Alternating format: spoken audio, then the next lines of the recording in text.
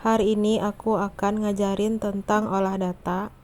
Jadi ini X-nya antara lain perubahan total aset, kepemilikan manajerial, leverage, komisaris independen, dan pergantian auditor terhadap manajemen laba. Uji pertama yaitu tes statistik deskriptif. Caranya, klik Analyze Deskriptif Statistik, lalu klik Deskriptif. Kemudian kita pindahkan semua variabel ke sebelah kanan. Dan ini hasilnya. Yang kedua, uji asumsi klasik dengan uji normalitas. Yang pertama, kita menggunakan analisis grafik dengan normality plot. Caranya yaitu klik Analyze Regression Linear, kemudian DA kita pindahkan ke dependen, sementara variabel X-nya kita pindahkan ke independen, lalu kita klik plot, normality plot, dan klik OK.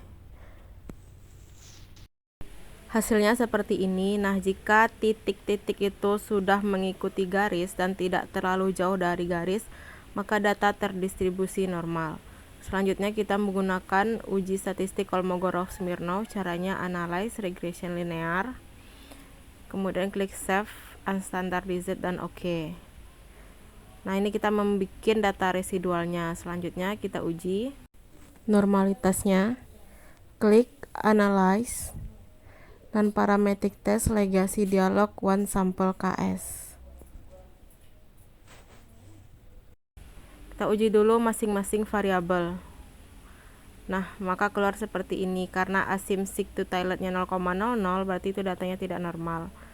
Selanjutnya kita uji lagi menggunakan uji normalitas. Nah, namun di sini data yang kita masukkan itu data residual yang sudah kita bikin tadi, lalu klik OK.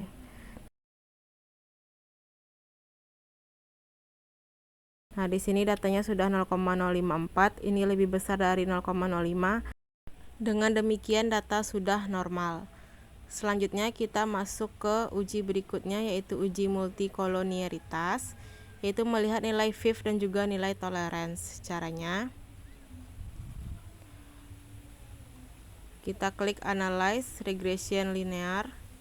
Nah, plot tadi kita hilangkan terlebih dahulu. Klik Statistik dan klik Collinearity. Lalu klik Continue dan OK. Nah, hasilnya seperti ini. Dapat dilihat di sini toleransinya sudah besar dari 0,1 dan nilai FIF-nya sudah kecil dari 10.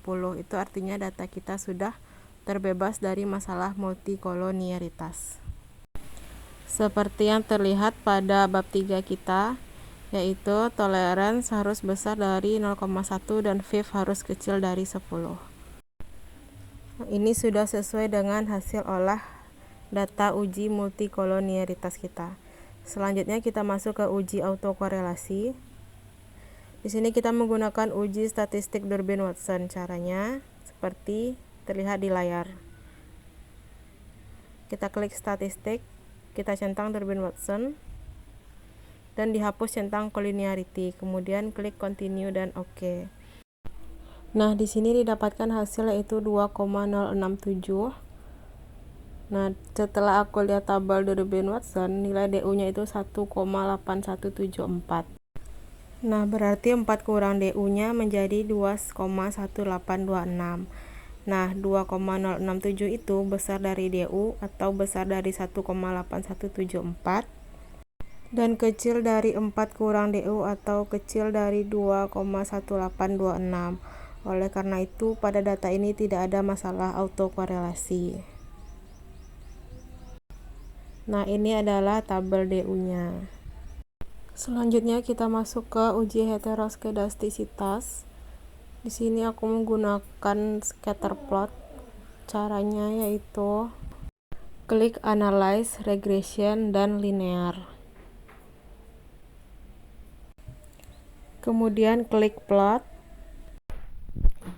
Lalu S-resid kita masukkan ke Y. Sedangkan Z-prat dimasukkan ke X. Lalu klik continue dan kemudian klik OK. Hasil dari scatter plotnya terlihat seperti ini. Nah, di sini titik-titiknya itu tidak menyebar dan berkumpul di satu tempat saja, yaitu di tengah. Ini mengindikasikan bahwa data kita itu terjadi masalah heteroskedastisitas. Oleh karena itu, aku akan pakai uji statistik lain, yaitu uji Glatzer untuk uji heteroskedastisitasnya. Caranya yaitu klik transform dan compute variable.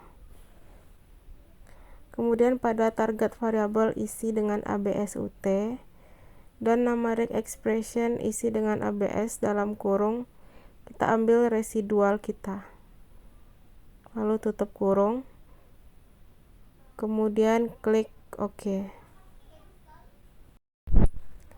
Selanjutnya klik regression linear. DA-nya kemudian diganti dengan ABSUT. Save-nya kita hapus centang, continue dan klik OK. Hasilnya seperti ini pada tabel koefisien. Nah, di sini dapat dilihat bahwa nilai sig pada semua variabel independen itu sudah besar dari 0,05. Oleh karena itu dapat disimpulkan bahwa semua variabel independen pada penelitian ini terbebas dari masalah heteroskedastisitas. Selanjutnya kita masuk ke analisis regresi linear berganda. Caranya klik analyze, regression dan linear.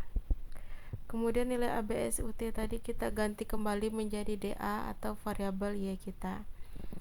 Kemudian kita cek kembali statistik.